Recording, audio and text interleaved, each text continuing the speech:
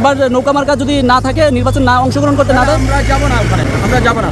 বিগত আওয়ামী লীগ সরকার দেশ অনেক ভালো চালাইছে, আমরা নৌকা মার্কাকে ভোট দিয়েছি। ভবিষ্যতে আল্লাহ যদি হায়াত দেয় আবারও দেবো ইনশাআল্লাহ। এটা তো ইসলামী আন্দোলনের সমাবেশ, তাই নৌকা বদলেছেন কেন? আমি দেখতে আসছি।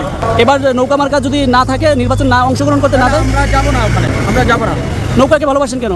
আমরা এই দলকে আমাদের অনেক রাস্তাঘাট, বয়স্ক ভাতা, বিধবা ভাতা, স্কুলের উপযোগিতা সরকার দিয়েছে, এটার উপর আমরা অনেক সন্তুষ্ট আল্লাহর রহমতে।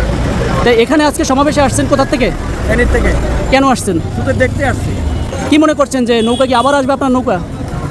এখানে মনে করেন যেই আইনের ধারাগুলো দিয়েছে, আওয়ামী লীগের কোনো আপনার উকিল, রেজিস্ট্রার, এরা সব এখন কিছু গৃহবন্দী আছে, কিছু আলাদা আছে, কিছু জেলখানা আছে। ওনাদেরকে যদি স্বীকৃতি দেয়, কোনো একদিন আসবে ইনশাআল্লাহ।